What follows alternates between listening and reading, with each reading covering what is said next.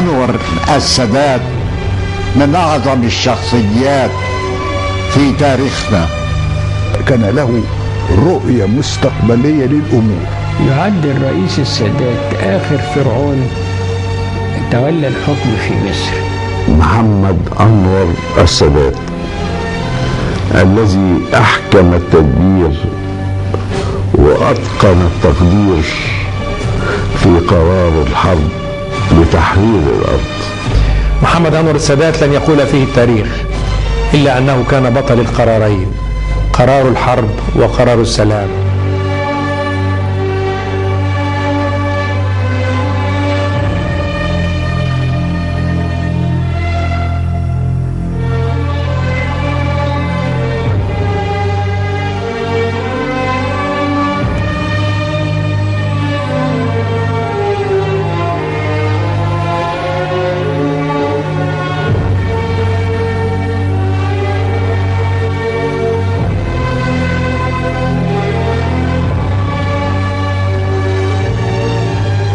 أتحدث عن قصة نجاح أنا أسعد إنسان بها.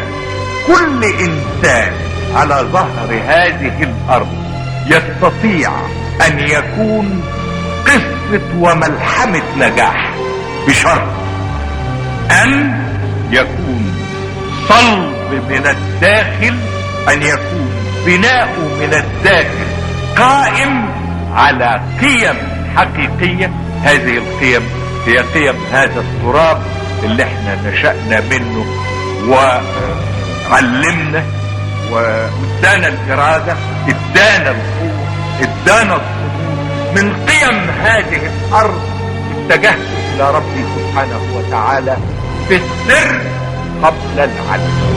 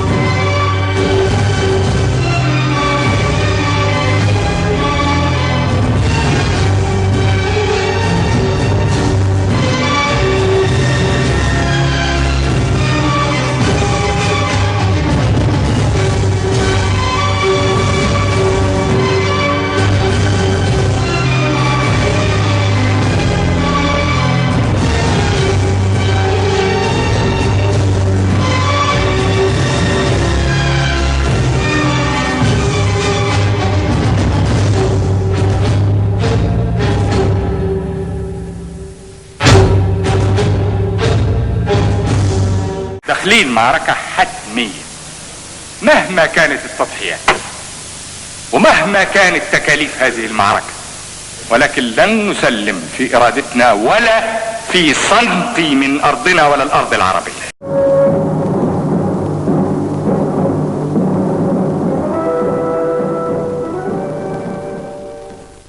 وقف هذا الشعب وتصميمه وإرادته إلى إن النهارده أنا واقف وبعلن للعالم كله بعد هزيمة 67 بقول العين بالعين والسن بالسن، العنف بالعنف، نفل بنفل.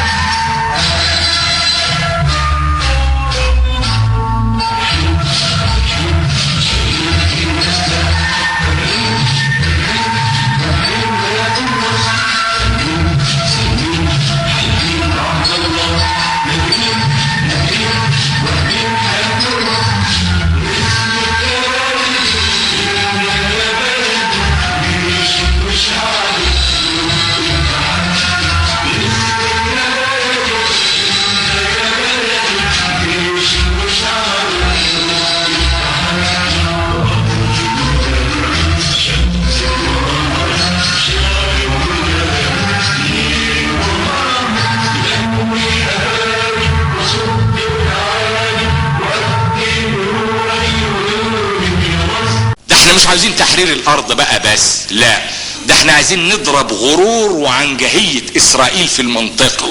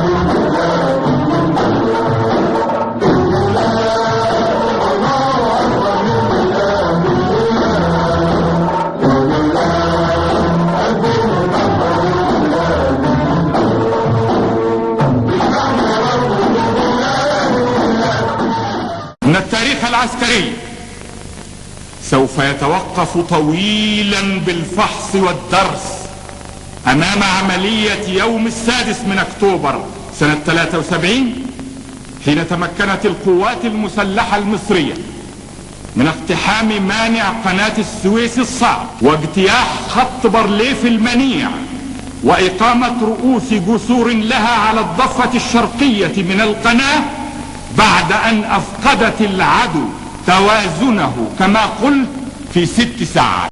عاش عاش عاش عاش اللي قال الكلمة بحكمة وفي الوقت المناسب. عاش عاش عاش عاش اللي قال لازم نرجع أرضنا من كل غاصب. عاش عاش العرب اللي في ليلة أصبحوا ملايين جحال. عاش عاش عاش عاش الكلمة بحكمة في الوقت المناسب.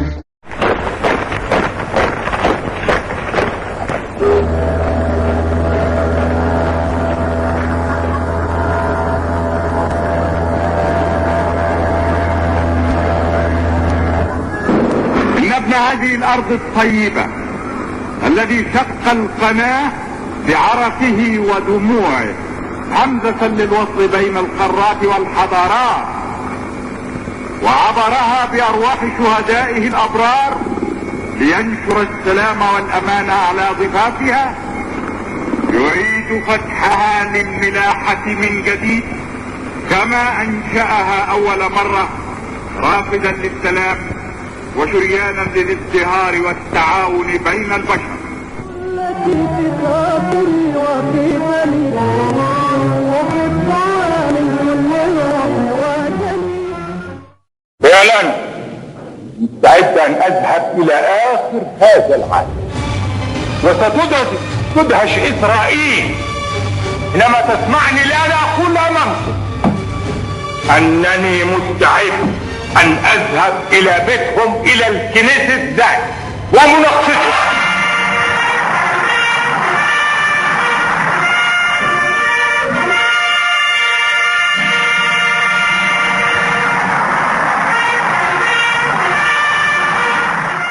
هناك حقائق لا بد من مواجهتها بكل شجاعة ووضوح. هناك ارض عربية احتلتها ولا تزال تحتلها إسرائيل بالقوة المسلحة ونحن نصر على تحقيق الانسحاب الكامل منها بما فيها القدس العربية. ولقد جئت إليكم اليوم على قدمين ثابتتين، أنني لم أجئ إليكم لكي أعقد اتفاقا منفردا بين مصر وإسرائيل. ليس هذا واردا في سياسة مصر، فليست المشكلة هي مصر وإسرائيل. وأي سلام منفرد بين مصر وإسرائيل أو بين أي دولة من دول المواجهة وإسرائيل فإنه لن يقيم السلام الدائم العادل في المنطقة كلها، بل أكثر من ذلك، فإنه حتى لو تحقق السلام بين دول المواجهة كلها وإسرائيل بغير حل عادل للمشكلة الفلسطينية فإن ذلك لن يحقق أبدا قيام السلام الدائم العادل الذي يلح العالم كله اليوم عليه.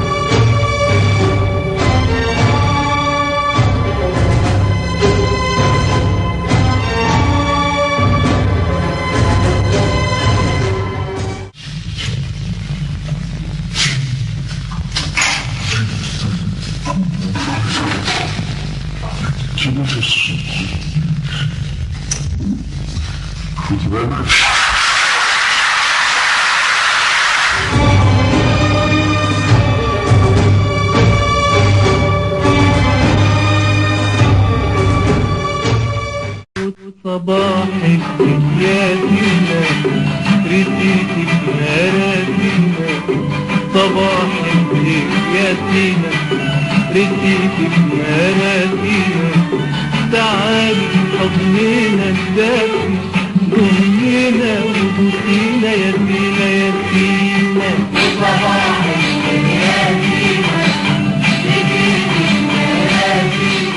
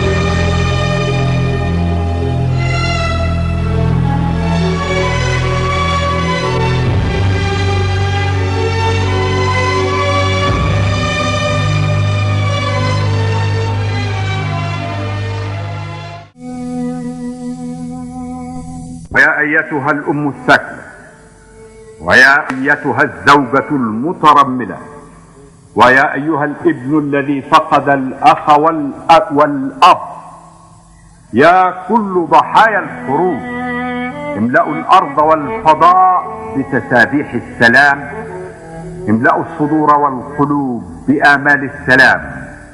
اجعلوا الأنشودة حقيقة تعيش وتثمر. اجعلوا الأمل دستور عمل ونضال، وإرادة الشعوب هي من إرادة الله. اللهم إنني أردد مع زكريا قوله: أحب الحق والسلام.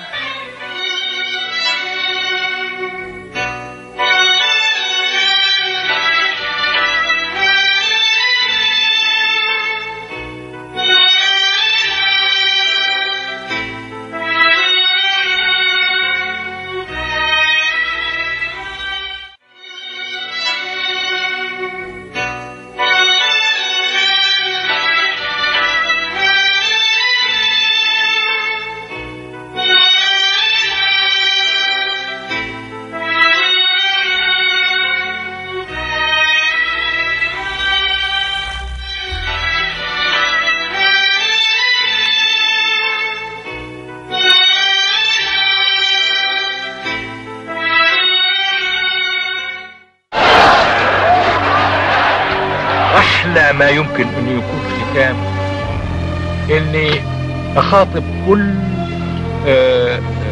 شاب وكل فتاة من أولادي، كل شيخ، كل امرأة، كل طفل: حبوا الأرض، اجعلوا الحب دستور، استمدوا من هذا البلد صلابة داخلية تجعل كل انسان منكم يواجه الحياة في اصعب ما يمكن ان يواجهها وهو رضي النفس، هادئ الوجدان، سعيد الضمير.